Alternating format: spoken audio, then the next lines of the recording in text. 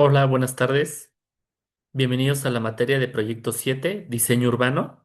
Soy el arquitecto Guillermo Márquez y es un placer acompañarlos a lo largo de este semestre. Para ello quisiera partir de entender que cualquier intervención urbana y arquitectónica que realicemos a lo largo de nuestra trayectoria profesional puede constituir un auténtico detonador de desarrollo con una escala mayor y un impacto positivo en la ciudad o el asentamiento humano donde lo estemos realizando mayor al que tenemos concebido inicialmente pensando solo en los usuarios que estarán al interior. Para ello, les pido que entendamos y reflexionemos sobre cómo podemos hacer que este desarrollo se detone a través de la promoción y explotación del potencial de la transformación urbano-arquitectónica de las ciudades, de los asentamientos que ya existen actualmente. Para ello me remonto primero a que conozcamos unos conceptos básicos, partiendo desde las diferentes definiciones que tenemos de arquitectura. Desde el siglo I antes de Cristo, Vitruvio dijo que la arquitectura es una ciencia adornada de otras muchas disciplinas y conocimientos, por el juicio de la cual pasan las obras de las otras artes. Ahí entendamos que desde aquel entonces se sabía que el menester urbano arquitectónico era una cuestión multidisciplinaria, una cuestión de varias disciplinas, de varios oficios y profesiones, que en aquel entonces muy pocas eran profesiones como tal, y cómo realmente la ciudad era resultado de un trabajo en equipo. Posteriormente, con el modernismo, empieza a evolucionar este concepto y nos dice Mies van der Rohe que la arquitectura es la voluntad de la época traducida al espacio. Ya metemos esto en un tema de temporalidad, donde tiene que responder a las necesidades, la ciudad y la edificación, la arquitectura, a las necesidades actuales de esa generación y de las generaciones futuras. Y Luis Kahn, por su parte, nos dice que la arquitectura es la creación de espacios, con una constante en la búsqueda de alcanzar la verdad. Ya en la época contemporánea, me quedo primero con esta frase de Bjarke Ingels, de Big, que dice que el arte y la ciencia de asegurarse de que nuestras ciudades y edificios encajen con la forma en que queremos vivir nuestras vidas, que eso es arquitectura. Y aquí ya entra este concepto más humano, más de cómo queremos vivir nuestras vidas, en qué entornos queremos vivir nuestras vidas. Ahí sumaría el concepto que menciona Frank Gehry de que la arquitectura debe hablar de su tiempo y de su lugar, pero anhelar la eternidad. Y Zaha Hadid nos dice que la arquitectura es la escena sobre la cual vivimos nuestras vidas. Y es real, en escala urbana, trasciende prácticamente toda nuestra vida, o el 90% de nuestra vida, con todas nuestras actividades recreativas, de descanso, familiares, educativas y de trabajo. Y la ciudad entendamos que es ese lugar, ese hogar que todos compartimos. Esto me permite llevarlo a un concepto actual de lo que es el urbanismo y que entendamos por qué estamos haciendo esta mezcla entre arquitectura y urbanismo y por qué nosotros encajamos en ambos perfiles. El urbanismo es el estudio, planificación y ordenamiento de los asentamientos humanos, ocupando un esquema multidisciplinario que integra a arquitectos, ingenieros, sociólogos, antropólogos, abogados, economistas y por supuesto los urbanistas. Y aquí cómo sigue prevaleciendo este primer concepto de Vitruvio desde el siglo I, este tema multidisciplinario, donde todos como sociedad tenemos que estar sumados en lo que es la planificación y conformación de nuestras ciudades, de nuestros asentamientos. Y yo aquí sumaría una tercera definición que es la arquitectura de paisaje. Esta disciplina que se encarga de resolver la habitabilidad del espacio abierto y convertirla en un ambiente armónico y equilibrado entre naturaleza y el ser humano. Así, el arquitecto paisajista es este profesional que planifica, diseña y construye espacios abiertos con un enfoque estético, funcional, social y sostenible. Entonces, la fusión de estos tres conceptos nos lleva a lo que es actualmente el diseño urbano, que no es más que el compromiso con la configuración consciente del ambiente externo a la especie humana en el contexto urbano. Su práctica incluye la planificación, el diseño, la utilización y asignación y disposición de los recursos, como la tierra y el agua, y a través de la aplicación creativa de los procesos biológicos, físicos y sociales. o sea, cómo se desarrollan todas las actividades en este entorno. Y toda esta planificación y diseño debe estar orientado a una visión sostenible de largo plazo, recordando la definición de sostenibilidad que no comprometamos los recursos de las futuras generaciones. Para ello, hay que apegarnos a este concepto que hemos visto en todos los semestres a lo largo de la carrera, que son los objetivos de desarrollo sostenible, que nunca hay que perderlos de vista. Que nuestros proyectos siempre traten de atacar la mayor parte de estos objetivos que establece la ONU Habitat en la Agenda 2030, que son a los que debemos de aspirar para en el 2030 poder recuperar las condiciones de sostenibilidad en el planeta.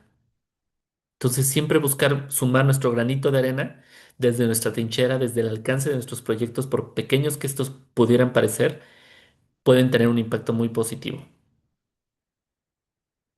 Partiendo de ello, les vamos a hablar un poco de lo que es la historia del desarrollo urbano en México y cómo la falta de planeación urbana se traduce en varios de los problemas que vivimos actualmente a nivel social, a nivel cultural, a nivel salud.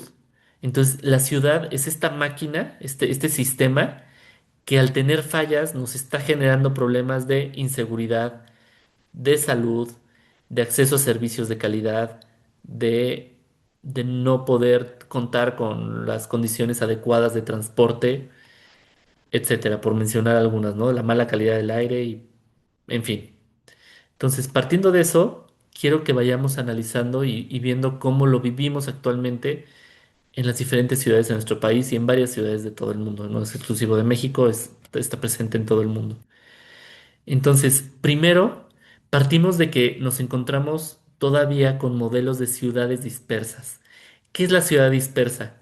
Es esta ciudad que requiere grandes extensiones de suelo para su crecimiento, lo cual como consecuencia trae un consumo excesivo de recursos, tanto naturales como artificiales o generados por el hombre, y entonces hay que gastar más energía, hay que generar un mayor gasto de recursos económicos, de materiales, de mano de obra, trayendo consigo una mayor contaminación. Y esto no solo se limita al momento de la configuración de la ciudad, sino al vivirla diario. Diario es una mayor demanda de servicios, de infraestructura para estas ciudades que siguen creciendo en formato horizontal de manera dispersa. A su vez, existe una segregación espacial, cultural y social. Estas divisiones entre clases sociales, entre grupos, donde cada vez se vuelve más marcada esta brecha, lo cual genera, pues, diversas diferencias que generan incomodidad a nivel social, generando con ello mayor inseguridad.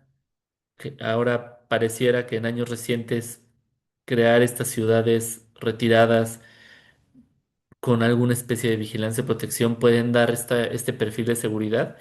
Y sin embargo, el ritmo de vida que ha cambiado y ya todos los integrantes de la familia se ven forzados a abandonar una vivienda para ir a trabajar diario, realizar las actividades educativas, recreativas, de deporte y sus fuentes de trabajo, pues estamos generando ciudades dormitorio que se quedan solas a merced de la inseguridad durante periodos largos del día.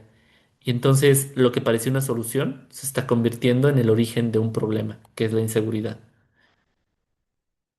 Y también ante la presión del crecimiento de la mancha urbana, este afán de devorar el territorio, el suelo urbano, con cada vez más y más y más desarrollos, pues también van empujando a los más vulnerables a ocupar áreas no aptas para el desarrollo urbano, ya que no cumplen con las condiciones de seguridad necesarias como pues a veces, así como vemos en la imagen, a la orilla de barrancos, en zonas con pendientes pronunciadas, suelos que no son seguros, zonas inundables y con riesgo de deslaves. Por ello, el desarrollo urbano en la mayoría de las ciudades de México en los últimos años se ha caracterizado por seguir incorporando grandes superficies de terreno, lo cual trae esta ocupación de suelo no apto para el desarrollo urbano y vemos estas grandes inundaciones en todos lados, esta desarticulación y fragmentación del tejido urbano y por ende del tejido social. Se rompe esta comunicación entre los diferentes grupos que integran la sociedad y se rompe este sentido de pertenencia. Aparecen desarrollos inmobiliarios cada vez más alejados, aumentan los tiempos de traslado, entonces ahora tenemos que dedicar mucho más tiempo al transporte de una actividad a otra, reduciendo nuestra calidad de vida. Hay una baja densidad habitacional, estamos aprovechando muy poco el territorio que ya cuenta con servicios.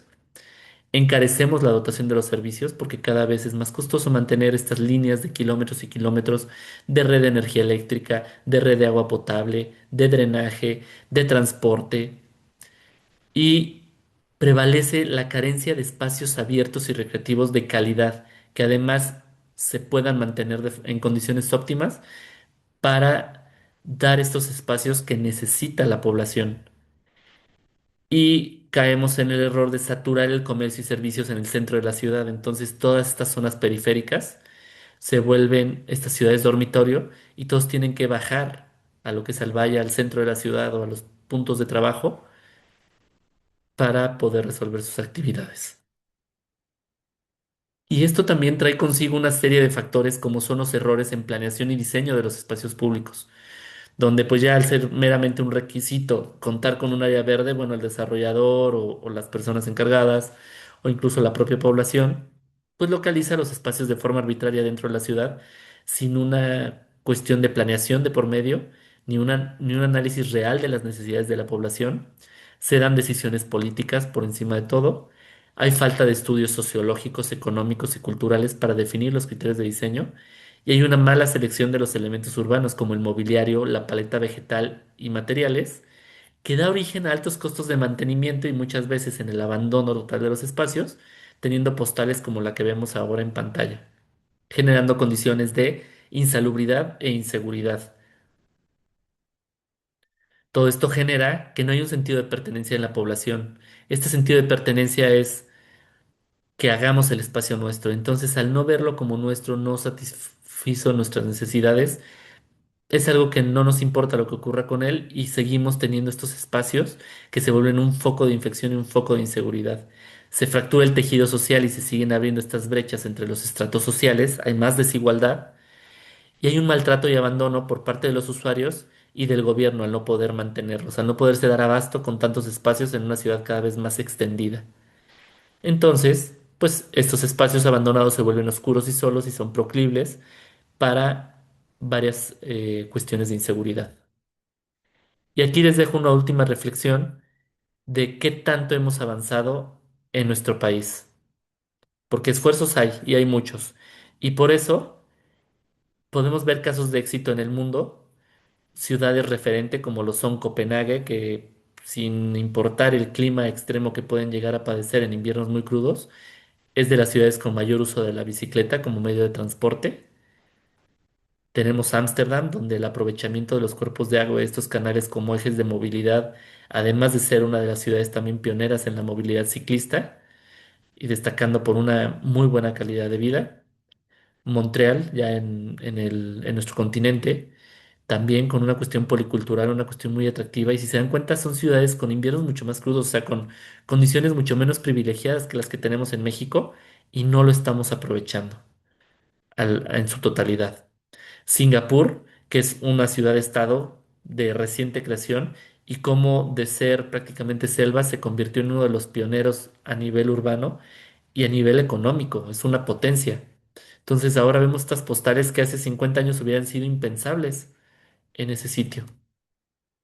Entonces, ¿por qué la fusión de urbanismo, arquitectura y paisajismo ha definido y definirá el modelo de las ciudades exitosas a nivel mundial? Y con ello les pido una primera actividad, que hagan una investigación y elijan un caso de éxito que ustedes consideren en una intervención urbana. Puede ser un proyecto ya sea en México o el resto del mundo y elaborar una presentación de máximo 10 minutos en formato PowerPoint, PDF o Keynote, donde deben incluir el antes de la intervención, qué fue lo que justificó esa intervención, qué fue lo que llevó a que se hiciera, cómo se encuentra después de la intervención, qué resultados se obtuvieron y por qué es considerado un caso de éxito. Esto lo estaremos analizando y comentando durante la clase. Cualquier duda o comentario, por favor déjenlos en Brightspace para poderlos resolver en clase. Saludos.